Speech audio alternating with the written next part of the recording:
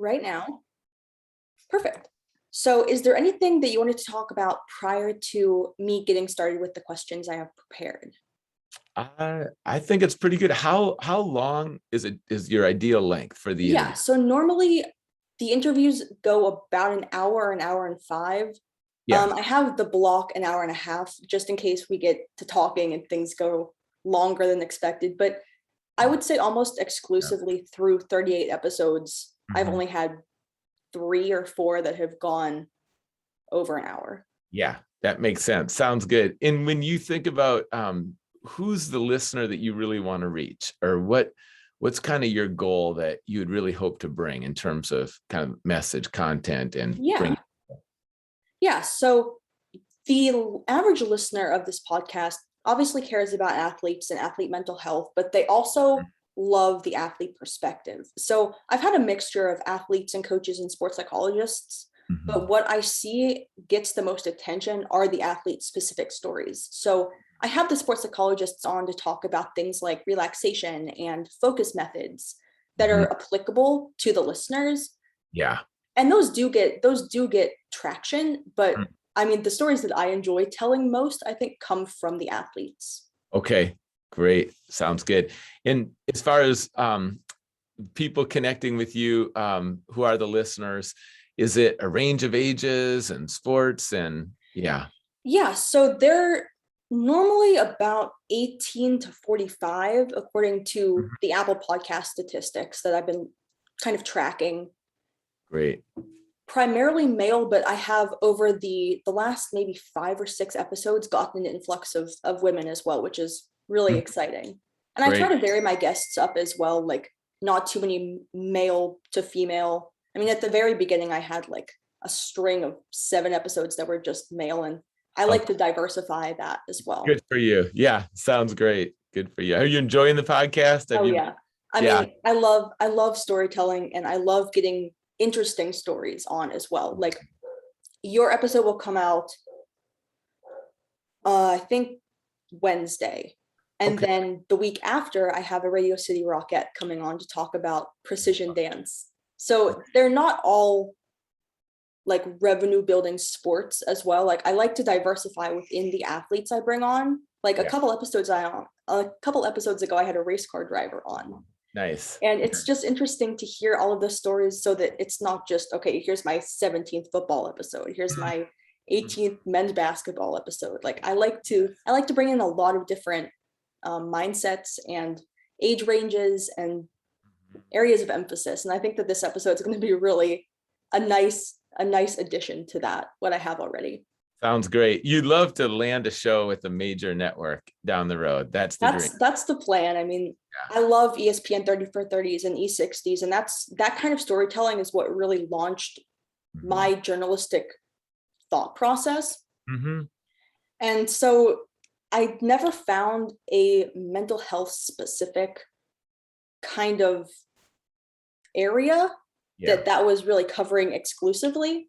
I Mhm. mean, every once in a while, ESPN 30 for 30s would have an episode on that was kind of mental health specific, but it was kind of like an addition, like an addendum to the actual story. Yeah. And there was nothing really out there, and there still isn't, particularly just dedicated to athlete mental health stories. And I think that if there isn't, the general populace is missing a huge chunk of athlete stories. Yeah.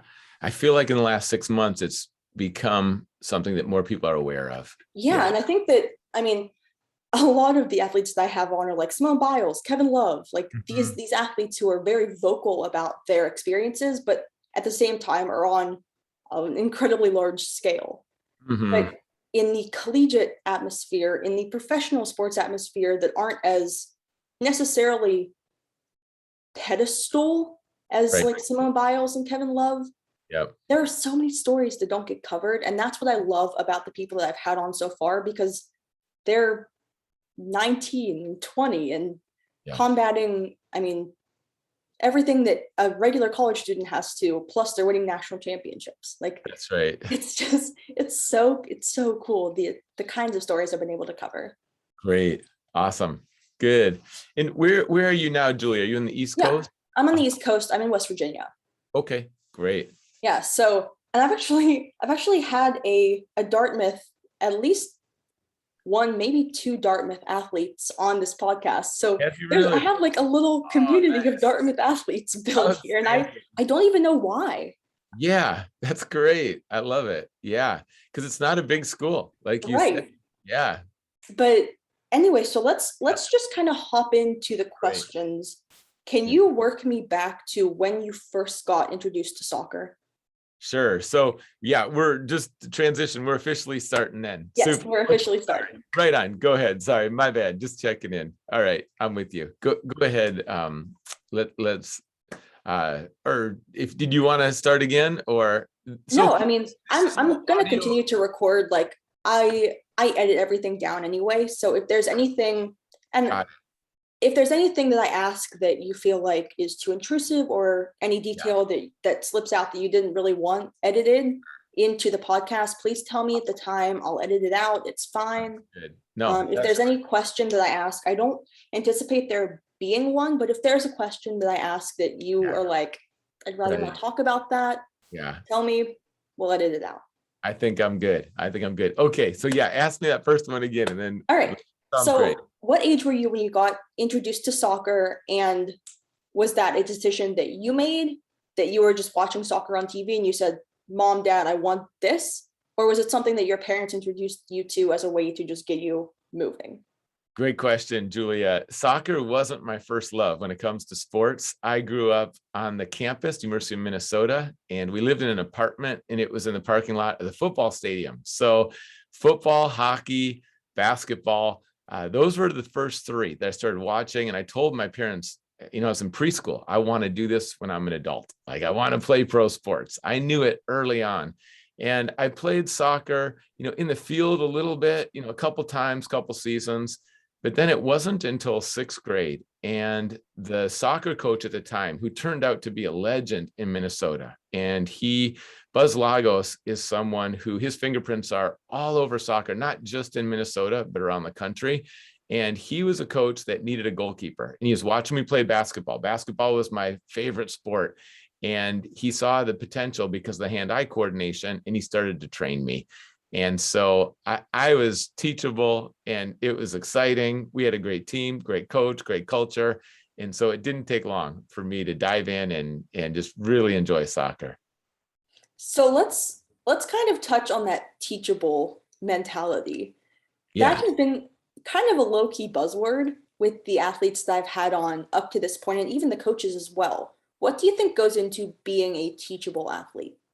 Especially at a young age where you're learning everything. You're learning basic communication skills plus how to dribble a soccer ball. Yes. And it's one of those concepts that carries over into so many different environments and workplaces. And it's like, who's trainable?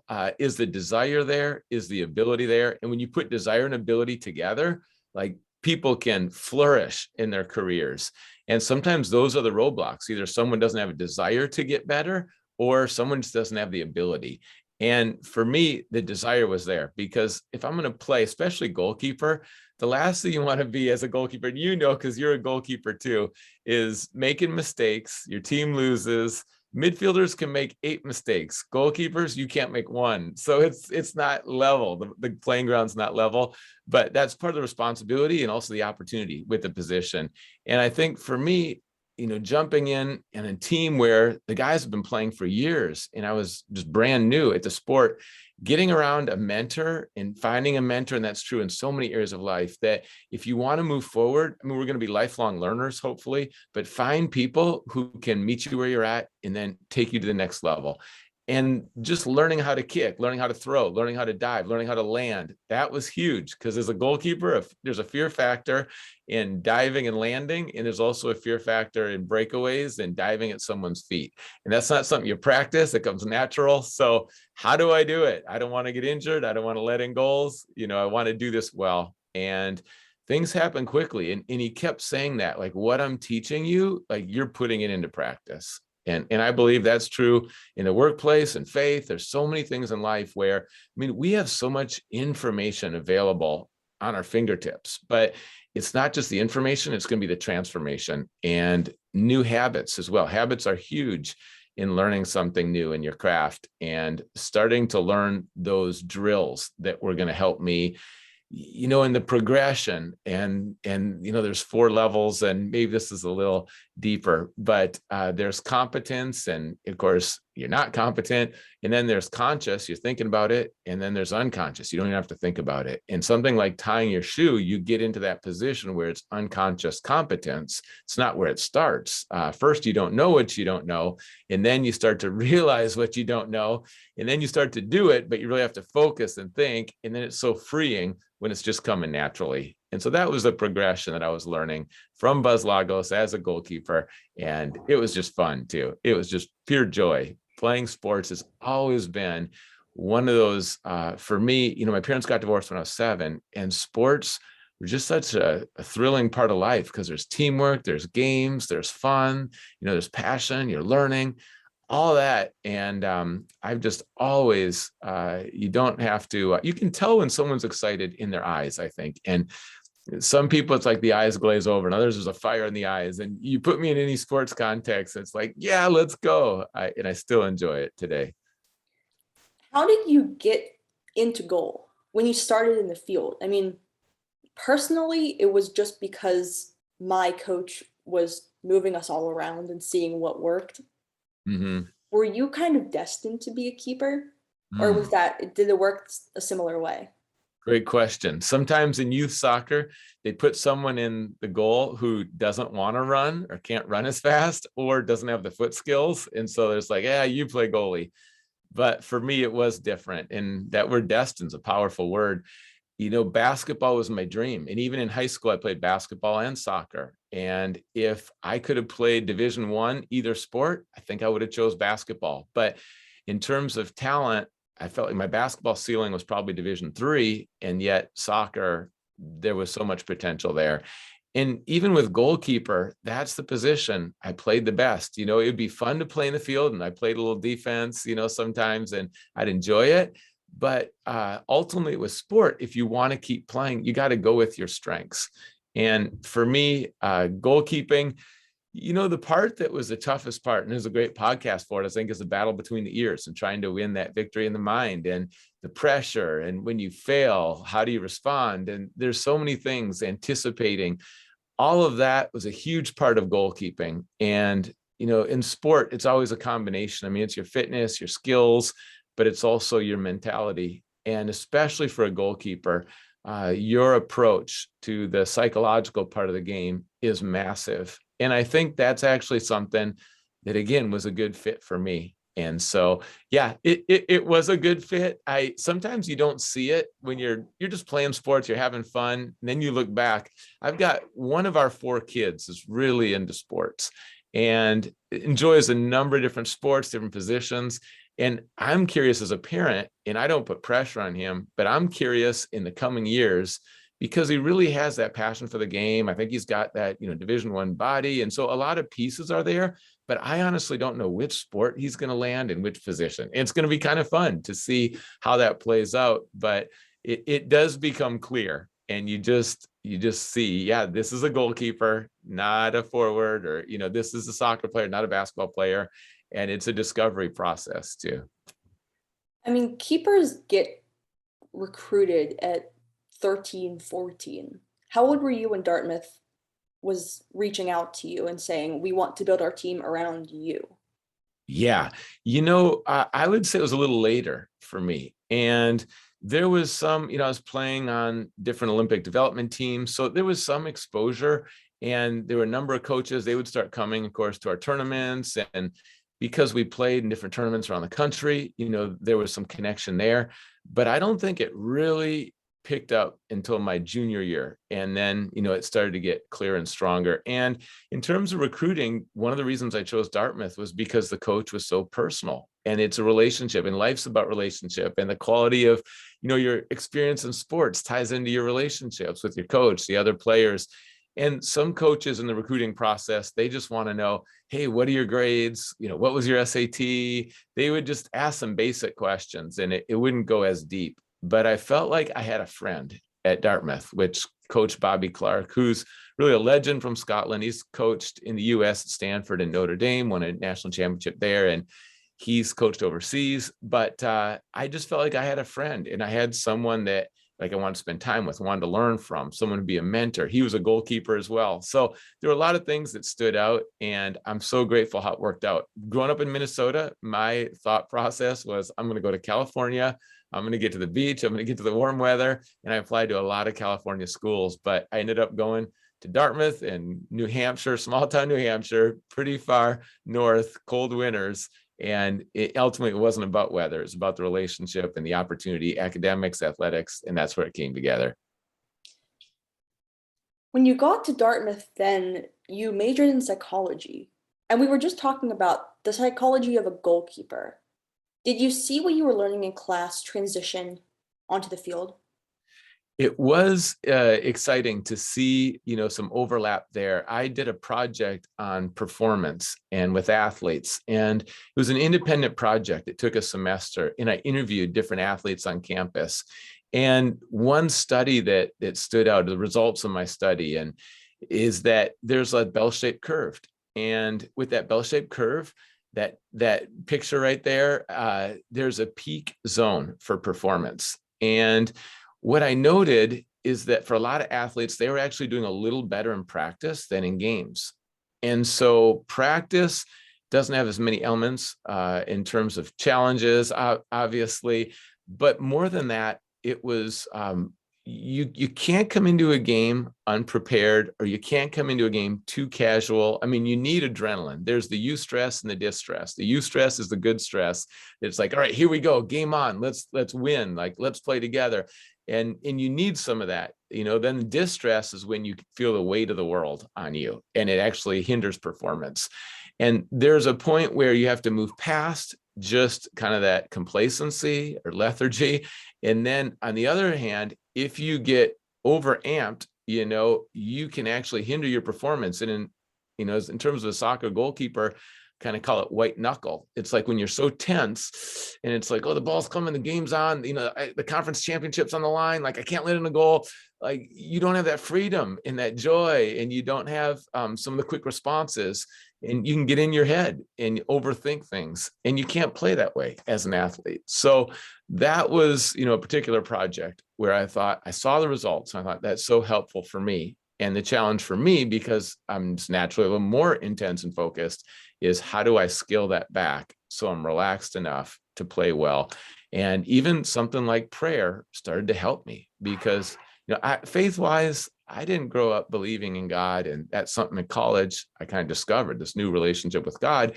But that actually put sports in its perspective, because I was able to see it for what it is. Like, it doesn't define my identity, and I can enjoy it.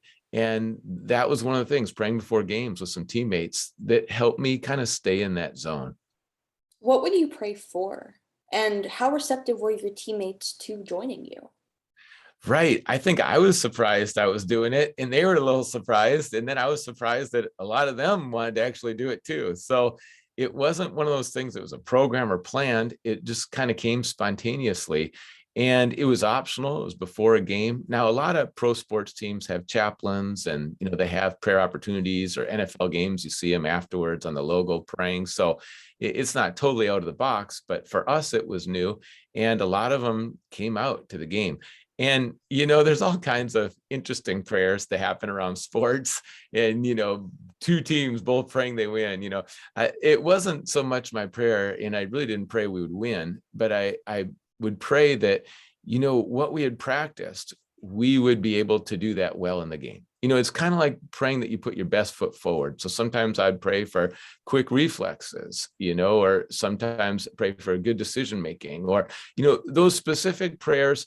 I think, like, if you're going to work, you pray you make good decisions. You pray for the relationships. You pray that, the work of your hands would be blessed, and that you'd be able to serve other people. And you can pray for a lot of things that aren't, that you'd win the game, but a lot of times I think that's probably where people start to drift, is we just want to win the game. God help us win the game, but God's interested in so much more than who wins the game, and it's the character, and it's the relationships. And sometimes we just pray for things that weren't related to the game too, of maybe there's a stressful exams coming up, or someone's hitting a difficult time or discouraged, or maybe, the parents are not getting along well, or, sometimes people would share deep things. And so it was really a chance to connect, grow deeper together. And then also it did help in terms of being ready for the game and in the right mindset. Because you were praying for those smaller details, do you think that that made you more relaxed come game time because you weren't totally focused on those with 100% of your mindset? Yeah, I remember winning in the NCAA tournament my junior year. It was against Vermont, and we won in a shootout, and it was in the snow. And it was one of those games where we knew they were a rival. We knew it was going to be crazy. It was going to be intense, thousands of people. And it was the first time we had been in the NCAA tournament in like over 25 years. And so there was a lot of attention on the game. And in a shootout, for those of you who are watching and don't know soccer, it's at the end of the game and there's 5 shooters and it's just the goalie and the shooter. And the goalie is really at a disadvantage because the goal's big, the shot's coming pretty close, and it's expected they're going to make it. So there's a lot of psychology in that, of just trying to read the shooters, their body language, where their eyes going, you try to anticipate. And I was able to stop a couple of shots. We won the shootout. And I just remember those prayers before the game of, quick reflexes and, praying the moment wouldn't be too big. And it just felt like I just felt a peace in the shootout when everything else should have been pressure. I just felt relaxed and I felt a peace. And, the Bible says there's a peace that transcends understanding. It guards your heart and your mind. And I would experience that peace in the most heated moments of the game. And I just felt like that was an answer to prayer, that the pressure didn't overwhelm. And it wasn't that white knuckle, but it was like just entering in, felt like I was in the zone. And this relationship with God, it isn't so much like you use God to enhance your sports, but it's more like God's good and he cares about everything you're doing, and communicating with him. It's part of that relationship. Like with a friend, you want to talk about your life and what you're doing. And with God, I feel like there is love and care. And I just started to become a more holistic person in that development, in a setting like college where it's academic and it's relational, and obviously with sports, it's athletic. And then the spiritual, it's not compartmentalized to like, oh, that's 1 hour, one building, or at church, or just Sundays. It's like, no, it's a relationship with God, that his love and his help is just available in all sorts of things. And so not in a hopefully a selfish way, but just in a joyful way of that connecting with God in a deep way. Wow. Then once you graduated from Dartmouth, how did you get to professional soccer? Who drafted you? And then how did that translate into international play? Yeah, at the time, I grew up in Minnesota, and Minnesota didn't have an MLS team. I played in Minnesota United, but really looking at the level of play, I had the desire to go overseas. Plus, our team junior year, we went to Scotland and we played teams there and we did really well. So we played against, some of the top clubs in Scotland, not their starting 11, but kind of a combination of some people that were part of the team and some younger boys. And we, a team like Aberdeen, which at the time, Aberdeen, Scotland, their first team was phenomenal in Europe. And here we are as college kids. And we dominated the game. It ended up in a tie, but like that's a great result against the top club in Europe and players our age who have been in the system their entire life. So that was a turning point for me to see both the clubs, the bigger clubs, and then also to know that we could play at that level, and then the desire to go overseas and build relationships and meet people and experience the world. And that was, the thought process. And I did end up in Scotland for a while, but then played in Zimbabwe. And the coach that I had in college, Bobby Clark, there were a number of opportunities. He played at Aberdeen. So Aberdeen, Scotland was an opportunity. In England, there was the opportunity to go and try out Queen's Park Rangers and Manchester United. And then in Zimbabwe, he had been there as well. And then, New Zealand was another opportunity. So what a blessing to have a coach that internationally is so connected. And going overseas, of course, we were going to have to try out. We were going to have to get a contract. And we were going to have to, make sure that it wasn't going to be any free pass. Let's say that it would be earned. And the clubs over there wouldn't give you an inch if you didn't, have the ability. So, but it was an opportunity to go overseas and play. And I'm so grateful that so many Americans right now are having that opportunity, and that road is so much more common. MLS has improved a lot, which is good, but overseas, that's where the best soccer is in the world. And so being able to go over and play overseas and then build relationships and the closeness. I mean, Scotland, Aberdeen, Scotland, and Bulawayo, Zimbabwe are two very different cultures, and yet both are very endearing. Scotland is more rugged, and the winter is more rugged. Aberdeen's in the north. And it's just that culture of like, we'll get through it, and no complaining. Scotland, you're not going to get this big, long, warm hug and this embrace and all this feel-good sentiment. But that's where, I felt like, that toughness that's needed to go from college to professional. Like I learned that toughness in Scotland. And then Zimbabwe, there is that warmth, there's that love, there's that joy, and there's the singing and the dancing and the hospitality. And you feel like, oh, they want me to be here. And being able to play where there's flair and creativity, that's a completely different culture on and off the field. And just to be able to go to two places that were so different and play and enjoy it. I mean, I'm so grateful for those experiences. Can you compare the reception to athlete mental health in the US versus Scotland versus Zimbabwe? Great question. And really to break that down, because those settings are all so different. I feel like, in America, so often, I think the trap sometimes is that bravado. I mean, athletes have to perform, compete, put their best foot forward. For me personally, where that hit limitations is that so many areas of life you can, try harder, learn, persevere.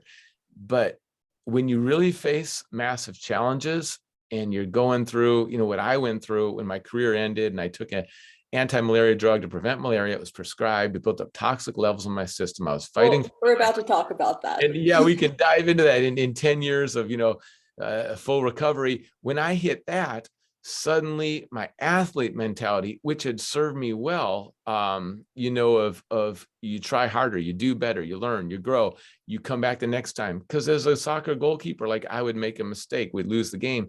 And then I could go back and have the same thing in the same setting and then perform differently and respond better, and we'd win the game. So those opportunities, what I had to learn and what I think is needed in America is to be able to help an athlete know that your identity is not what you do and your identity is not your performance. And if you have challenges in life, you don't just have to hit denial or try to just plow through it and persevere, but you can actually let people into that pain. You can get help with that pain, and who you present on the field. Although, it's great to have confidence on the field, how do you work through insecurities off the field? And how do you balance it, as an athlete? So it's academics and athletics, and the other parts of your life are all flourishing, because you're going to get the most applause in life as an athlete when your team wins, when you win the championship, when you get the rewards, when you're all conference, all state, it's just going to build up a lot of accolades. And even in social circles, like people are going to respect you and like you just because you've got that achievement. And if you don't intentionally learn some other coping mechanisms, if you don't discover your identity, if it's not balanced, you suffer in any context. And I think in terms of Scotland, there was more of that kind of denial. And in terms of Africa, there were so many challenges in terms of life, AIDS, droughts. There was political controversy or corruption. There's poverty. I mean, people were humbled through all those tragedies and trials to a point where I felt like it was easier to talk about struggles or challenges, and there's more sympathy and compassion and care. So in that way, I think maybe Africa is the most understanding and easiest place to kind of be real about some of that. But I think America's come a long way. And in Scotland, I just love. I'm so grateful for that experience too. What was the biggest difference moving from those three very different places culturally? I mean, you talked about obviously the inequities of poverty and malnutrition in Zimbabwe And then Scotland feels similar to the US Mhm. socioeconomically. Yeah. Was there a lot of cultural assimilation that had to be done when you moved from place to place? Right. I was kind of naive going to Scotland because I thought, well, we speak English. I didn't realize how thick that accent is in some places. And in getting there, it really felt like a different world. And I didn't anticipate that. And sometimes in life, when you have certain expectations and then that plays out very differently, that's going to be your biggest adjustment. And going to Scotland, what I appreciated about the mentality there is that, let's just take the weather. Whatever the weather is that day, whether it's windy, cold, we'd be outside, 8 hours a day training, and it was freezing cold, wind and rain. And that's a brutal combination. And goalkeepers aren't just running around all the time. So, just go out in the winter in the Midwest and get really wet and then just stand outside and be outside all day long, in a freezing temperature, and you'll get a flavor for that.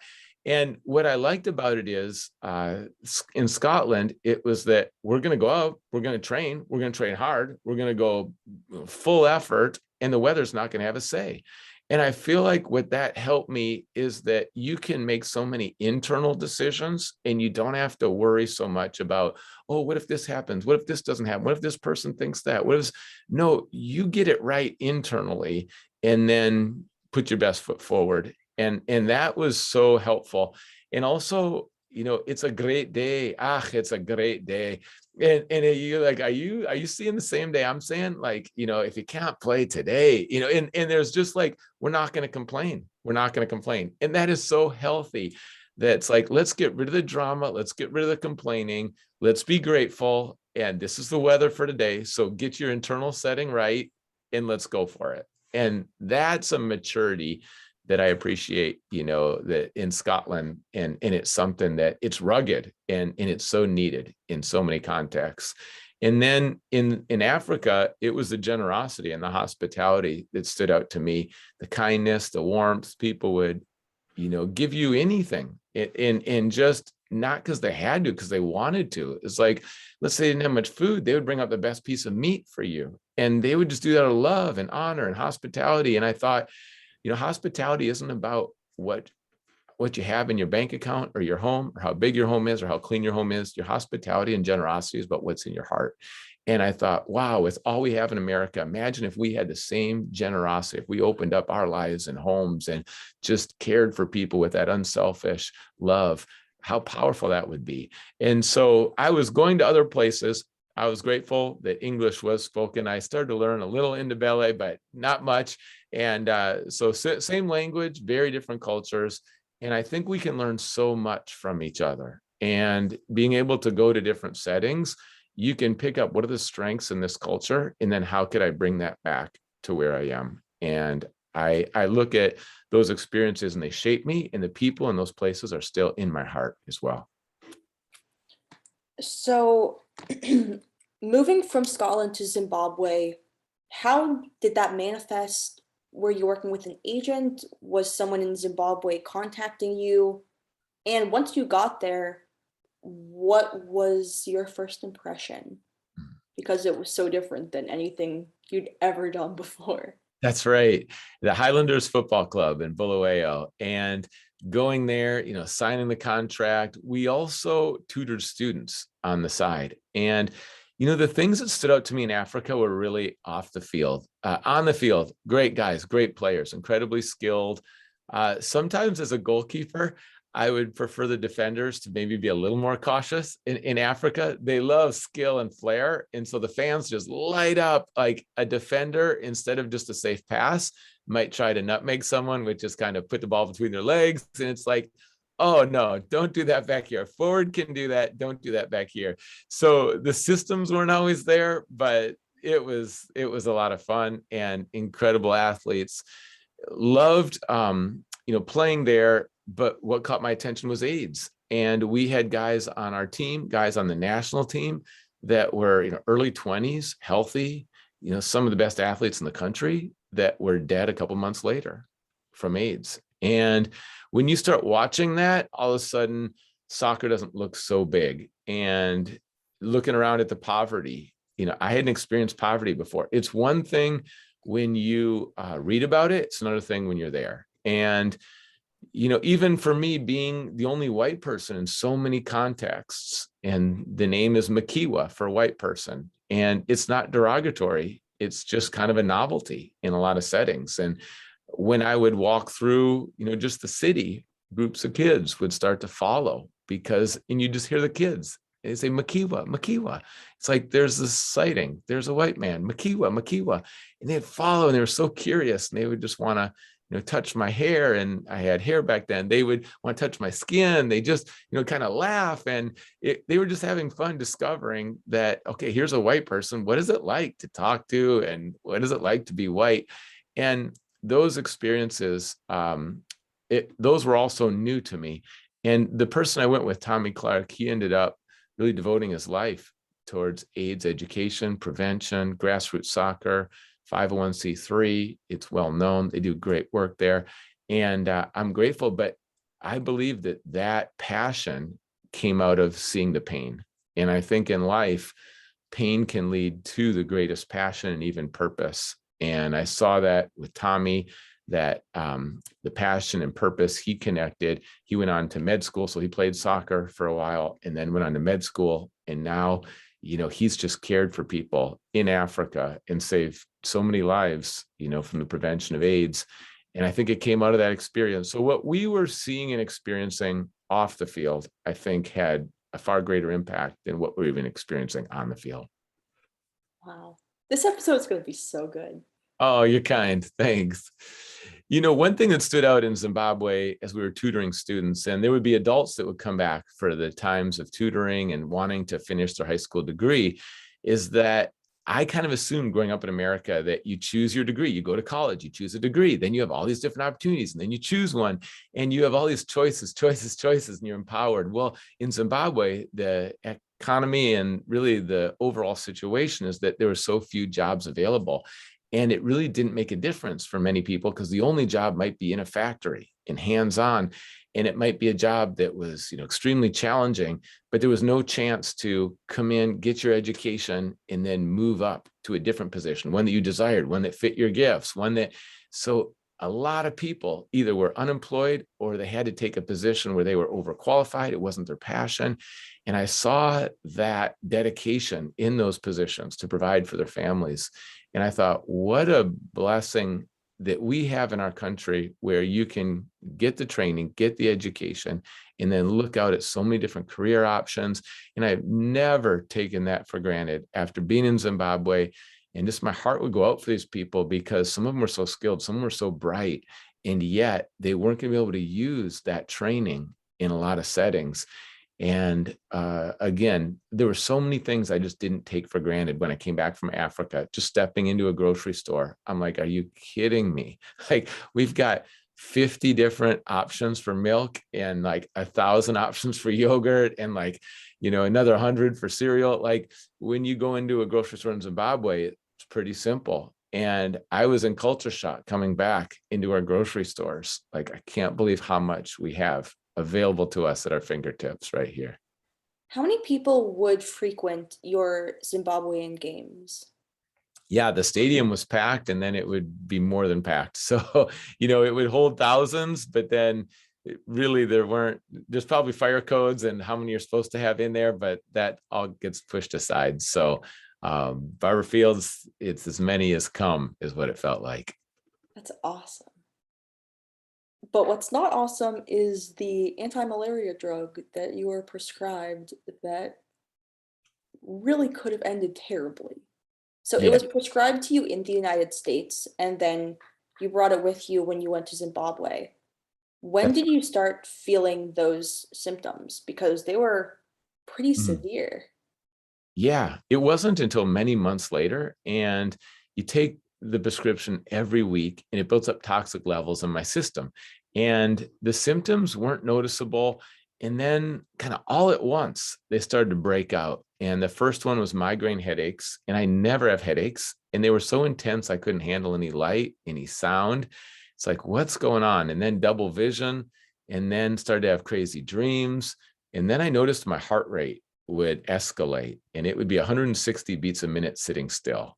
And this combination, it was trouble, like all these symptoms breaking out. And I went to physicians there and they weren't sure what it was. The original doctor in America never mentioned side effects. They weren't thinking about it in Zimbabwe, but they could see that my symptoms were getting worse. And then I just didn't have energy. Like all my energy was sapped. And so they recommended that I fly back to America. That's what I did. And I started to see doctors, and we paid out of pocket, went to Stanford, and that was the first physician who mentioned the drug. There was like 10 possibilities of what the illness could be. And I was supposed to keep taking the drug for another month because that's a prescription. Malaria can be latent and you need to keep taking it. And they would all tell me, you've got to take the drug so you don't get malaria on top of this because you're going to die if that happens. But I prayed about it in that still small voice of, yes, it is the drug, it is the side effects, and stop taking the drug. And that went against the doctors, which isn't always the best thing to do. But in this case, it saved my life because I didn't take the drug for another month. And the problems with my heart were the most serious. And atrial flutter is another abnormality, and skipping beats and heart murmur and pain on the left side of my chest day and night. And there was nothing the cardiologist could do because they couldn't give me a blocker because they didn't know how that would interact with the drug, which was Lariam, and it inhibits the inhibitors in my heart. And my heart didn't have a problem by itself before this at all, but this drug was causing all the problems in my heart and many other parts of my body, not to mention like the panic attacks and waves of depression I never experienced before. It was pretty much across the board. The symptoms were wide ranging, even short-term memory. Like I just couldn't remember, did I do that or did I not do that? Like that's kind of scary. Like when you brush your teeth and then, okay, you wash your face, you're going to bed, and you can't remember if you brushed your teeth or not, and they would look and test my overall my motor functioning and cognitive functioning. And they're like, this doesn't make any sense. It's like, well, it's another side effect of the drug. So I was just discovering, as an athlete, you feel like you're kind of in control. You know your body, you know your mind. And then to have it completely out of control, it is scary. And then to not know if I was going to make it through that. And then the 10 years to fully recovery, that was brutal. And so it was the most difficult thing I've ever gone through. And yet some of the best things came out of that too. So I believe that, God does his greatest work in the most difficult circumstances.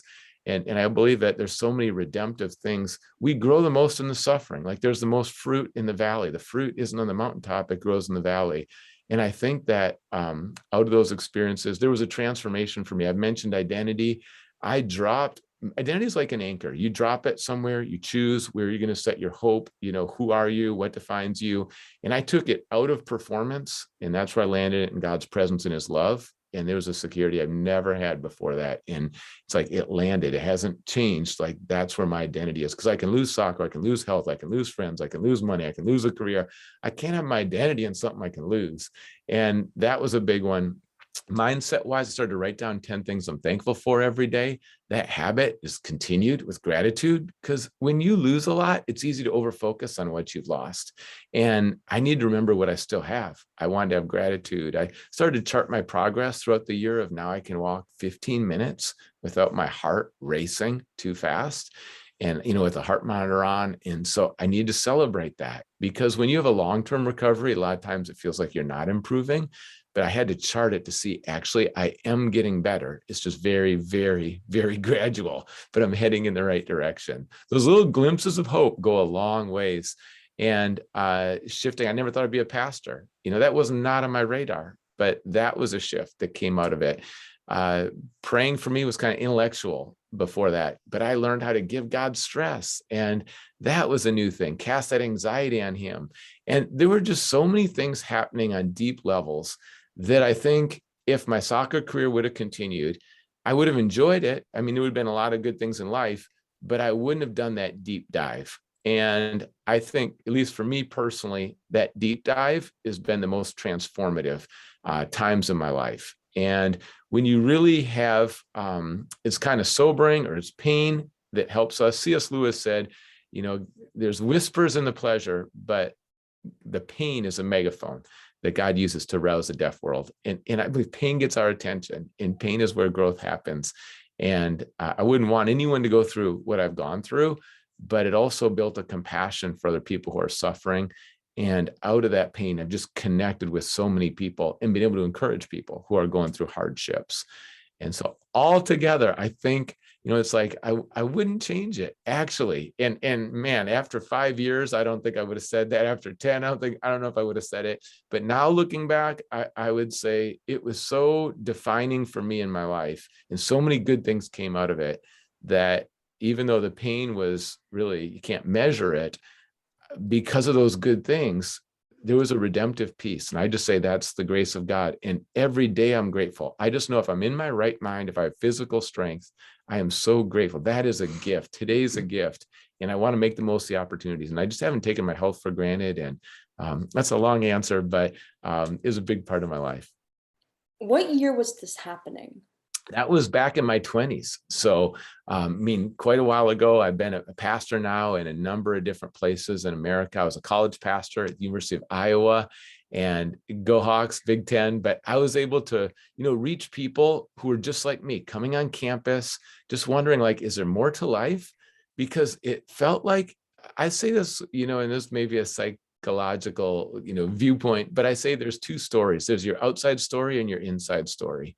Social media, a lot of people know how to present the outside story. And my outside story was success. It was grades, friends, parties, Ivy League championship. There was a lot of things I couldn't figure out with checking the box on all of those. How come the inside story wasn't different and something was missing for me? And that's where I started to ask questions about faith. And on the University of Iowa campus, there were so many people just kind of curious about God, or maybe they grew up in a church and it was dead. It was boring. There was hypocrisy. And they're just like, is there anything more to it? And be able to walk with people and be honest, and everyone makes their own choice.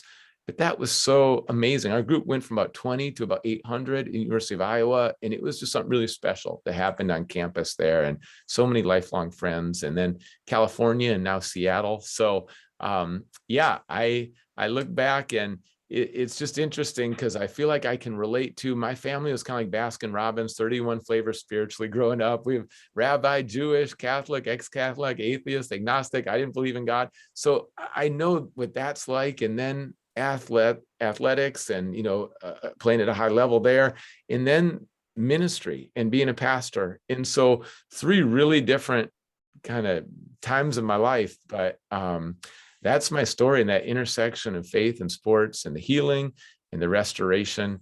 That's something that I love to share with other people. Do you think that, going back to the anti-malaria drug, do you think that your participation in high-level sport helped that be diagnosed earlier?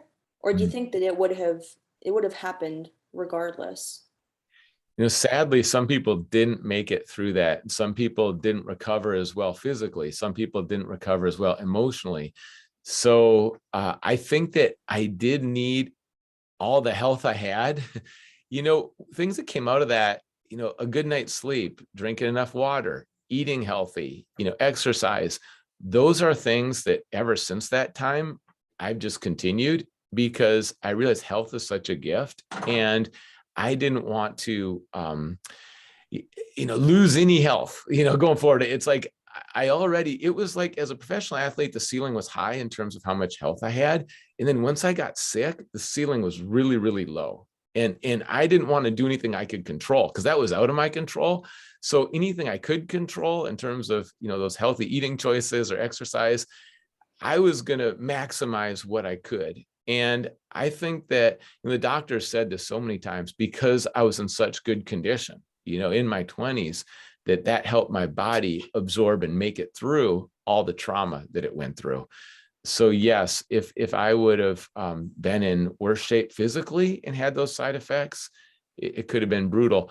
There were times where like suicidal thoughts would pop in, and I would go back and think, no, wait a second, like, I'm not going there, because I know God loves me and I'm secure in his love, and I'm not going to end my life. Life is a gift. But I had to do that work between my ears. And it wasn't just on a suicidal thought. It was with so many things. My mind was tempted to go into a ditch. And I like to say the power of the second thought. You can't control the first thought that comes in, but you get to choose what you do with it. And so often the first thought could be something that's destructive. For some people, that first thought is, you're no good, you're not gifted, you're not loved, you're not special, and you can be deflated. Or the first thought could be the other way, like, you're awesome, you're better than other people. You can get full of yourself. And we don't want to be inflated or deflated. So we have to take those first thoughts and not harbor them and entertain them or believe them, but say, okay, I don't know where that came from, but that thought wasn't, good, noble, right, pure. Like, that wasn't a good thought. So I'm going to reject that thought. I'm going to intentionally choose a second thought, which is good, which is positive. And that's what I'm going to think about. And kind of like a goalkeeper, defending the nets, guarding against shots, and then just trying to be in that mode of like, okay, not in my house, not in my goal, not on my watch. And I felt like that same goalkeeping was what translated over in terms of the mental work of the recovery, and what you believe during the day and what you hold on to, those thoughts, they're so powerful. What happens between your mind, in your mind, between your ears, affects every part of your life. And I had to fight, and it was fighting a good fight, but I had to fight for my mental health. And part of that was the intentionality and the power of the second thought. When you watch current United States soccer, whether that's the USL or Major League Soccer, what are you looking for? I'm glad that it's improving. And I think overall, America's moving forward. The women have knocked it out of the park. The women have been amazing for so long, and they're at that highest echelon. But the men, it's been a climb, and it's been a gradual climb. There's been glimmers of hope, and then we kind of fall back. And I think to have a team that it's at the highest level, there's a couple things that I look at. And I think that first, kids have to just love the game. And so many kids play the game, but I'm talking about loving the game, where you see it played in backyards and playgrounds. And right now in America, a lot of the top athletes go to other sports. And we need to have more of the top athletes go to soccer, but you really improve when you're playing in the backyard. That's how it was for me growing up, is that we had games, we had competitions. We would just show up at the park and play. And it was so far beyond. I'd work on my skills alone. When it's a passion and you kind of start to eat, drink, and sleep soccer, we need to see that with the youngest generation. And then I think we need a top professional league. And I see MLS improving. I think it still has a ways to go, but the young kids need to see that picture of the top players. And then it's the coaching, and you need to make coaching available. Like, again, top-notch coaching available to more kids. Right now in America for soccer, you have to pay a lot of money. And, how do we provide the experience and the coaching, especially for kids that don't have as much? And with college sports, it's great to have people coming from other countries, but we also need to develop our own talent in America. And so I look at how it's not a business, but it takes a lot more money to play right now and to have great coaching than when I was growing up. And I look at those pieces, that top level professional, top level coaching available to all people, not just people that have a lot of money. And then the game just it's caught more than taught, and it's just played everywhere in grassroots. When those things happen, I think the men will get there. But without those, I think we're going to, you can have great training facilities, you can have good athletes, but if you don't have those other dynamics, then I think it's going to fall short. I love it too that some Americans are playing in the best leagues overseas, and that's another piece too. So we're moving in the right direction. We still got a ways to go. MLS, it's still just different than, and I'm not knocking it. I mean, I'm involved Seattle Sounders Faith and Family Night now. I mean, I go to the games, I enjoy them, but when you're talking about the highest level, you're talking about some other leagues overseas, and we're gaining ground. We're heading the right direction. When you look at the same demographic, those young kids who are trying to learn the sport, whether it's in their backyard or in a rec league, do you see the coaching style that you had as being positive and then being transformed into what it is now? I mean, did you have a wealth of positive coaches when you were younger that were steering you in the right direction, or were there some bumps in the road? I did have great coaches, and I would say this to any player, parent: find the best coaches, because getting in their programs, getting on their teams, it's going to make a massive difference in your experience and your enjoyment, the relationships, the culture, doing things properly, getting you ready for the next level. You can't invest enough in great coaches. Now, soccer around the world has a lot of different styles, and you see it in the World Cup. And so based on who the coach is, which style, there's different formations, there's different approaches. overall, you see more long ball, like in Scotland. In England, you might see short, short, long with the passing. Whereas, a place like Spain, you're going to see much more intricate. And you also see it in Brazil. It's just that pass, pass, pass. There's more individual skill in short passing. And so how do you develop the players, and what's your approach? And different people have different views on, the flavor they like. German is fast and strong and aggressive. And there's going to be a different flavor to the different coaches as well. And that can be good though, because you can get a blend. Sometimes like in Africa, when a coach from Europe comes, it was like that creativity I mentioned in Africa and the athleticism and skill, but then you combine it with some structure and a system, and you get the defense solid, and you bring those two together, and it's amazing. So it can be a combination of a few different styles, but overall, it's going to be that development, I think, of those skills by a motivated player, going back to desire and also ability, that when you continue to work on your craft and put in that time, it's at a level now in America where there's no shortcuts. And if you only play for practice or the games, you're not going to keep making it to the next level. So I'm seeing a greater passion now. Also, America's it is getting more diverse as well. And so we are seeing, I think, a greater appreciation for the game, greater knowledge for the game. When I go to games, it felt like, I don't know, 20 years ago, it would be more like, where's the goals and where's the collisions? And I need more action. And now the average person that comes to the game understands the nuances, and they appreciate, and you can hear it in the clapping, because someone will do something that's skillful and they'll trap a ball or a certain pass across the field, and everyone appreciates it. And it just tells you that people are getting more educated and people are understanding the game better. And that's reflected when you go to the game, and you can hear that appreciation for things that used to just be overlooked in the past. Wow. And that is the last question I have to ask you officially. Great. Is there anything else that I missed talking about, or that you would like to talk more about? Is there anything coming up for you that you'd like to kind of plug and introduce that I can include coming up? I could give my website maybe, just if Yeah, people want to connect. for sure. Okay, great. Great. All right. Yeah, should I just say it? Yeah, I'll write it great. down and include it in the show notes as well. Oh, okay. Awesome. Thanks. Yeah. If anyone wants to connect and keep the conversation going, we just launched that website, jessebradley.org, and all my social media links are there as well. There's some free content. I'm building up hope and sharing more of my story. And I just love to connect with you. And then, is there anything else that you wanted to say? Any questions you wanted to ask me? Any questions that you think I should have asked that would better tell your story that I missed talking about? I think you did Anything great. before we close? No, you're excellent. You had done research, but then also like you pivoted, and you would hear something I would say, and then you would say, oh, let's keep going with that. So I think you're right on point. I applaud you. You got a future with this. You really do.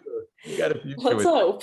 Yes, that's it. Just don't despise the small beginnings. Like when I started in ministry, like I didn't know the Bible, I didn't know church, like this new career. And you just keep using your gifts, doing what you love, being authentic, and doors are going to open. It's coming. And people are, and we live in a time now where like you're making videos, you're putting your podcast out there. So people are going to see it and appreciate it. It'll spread word of mouth. And, my encouragement would be find a mentor, or just keep watching some people who do it really well and keep learning from them, and just keep growing, which, it's not like you have any flaws, like you're in a great spot. But those mentors were so helpful for me, and just to find people who've been doing it at ESPN for 15 years. And you might be surprised who's available, like just befriending them on social media, and then sending messages to them about what you appreciate and things that you're seeing, and then asking about advice, or would they ever be willing to talk on the phone. And there's going to be some, you might get 6 no's, like 2 maybes, but those other 2 that say yes, like those are golden. And those relationships, that would be my encouragement. Just keep getting more experience, doing what you love, being authentic, and build those relationships, get that feedback and that mentoring. and there's no limits to where it can go. And can you send me a picture that I can use for social media, please? Sure. Yeah. Either right now, I mean, if you have it on hand, you can just drop it in the chat of this Zoom. If you don't, you can just direct message it to me on either Twitter or Instagram. Yeah. Let me do that. I'll do that today on Twitter. Awesome. And then I'll get back to you once this is posted. Awesome. Thank you so much. I appreciate it. Thank you for stopping by. Great. Virtually. Keep up the good work too. Yeah, keep up the good work. And with the podcast, how often do you do them, like a couple times a month? Yeah, so it's every week. Oh, okay. Yep. So I'll have a guest on every Wednesday. Great. And it's just like I was saying at the very beginning, it's a variety of guests from a variety of backgrounds, and I legitimately love every story I've been able to tell. They're so cool. Yes, that's so good. And Julia, do you have like you mentioned ESPN, and those are kind of the top. I mean, those are so well done, aren't they? Yeah, they really are. So that, I mean, that's the broadcast side of the storytelling that I feel like mirrors what I'm doing here. On the writing side, like, for example, the Players Tribune does a really good job. The Athletic, every once in a while, will put out really quality mental health related stories. But as for podcasts, there really aren't any doing the podcast the way that I am, which is why I think that it's an area that needs more representation, and I'm really excited to be doing it. Great. Is it hard to land? You mentioned Kevin Love. Do you think it'd be nice if you landed maybe a couple people at that level, then the podcast might get? Yeah, I mean, I think that it's generally far easier than I anticipated to get athletes to be vulnerable. Great. Because, I mean, athlete mental health has been such a taboo topic for so long. Yes. But based on the age demographic of the athletes that I've interviewed, it's changing. Yes. For the better, the younger that they get. And even like the older athletes that may have been recently retired from their sport or at the tail end of their career. Yes. Have seen they've been interesting interviews because they've seen it progress from no representation to a sports psychologist in every MLB clubhouse. I mean, those are some of the more interesting interviews from a sports psych activism perspective, because they've been able to see it go from zero representation to every single clubhouse, every single sideline, multiple times a week meeting with individual athletes plus group therapy sessions. I mean, it's really interesting just over the past like decade. Yes. How the space has changed. It's great. There's a greater care for athletes, I think, in seeing that need. I connected with Sports Philanthropy and Tackle What's Next, and there's just a number of groups. Tackle What's Next, you might enjoy if you don't know them already. No, I don't. Yeah, check out Tackle What's Next, and they do a tremendous job. Danielle, and I've done, I think, their podcast and spoken at one of their conferences, and they're working with athletes and mental health, and it's really, really good stuff. I think you'd enjoy it. Thank you.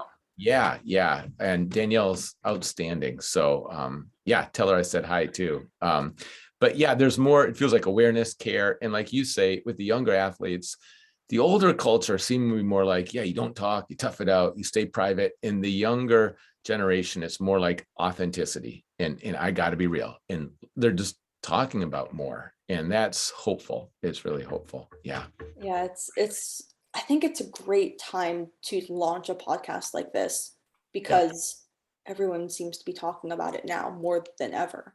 Yes. Very good. Let me just get Danielle's first name for you.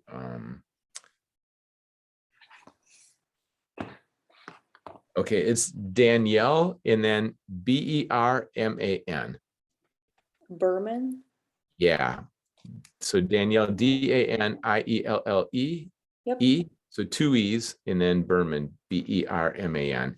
Perfect. And reach out to her and Tackle What's Next. And I think that would be a great connection. The other one, let me also give you, let me just pull up her name.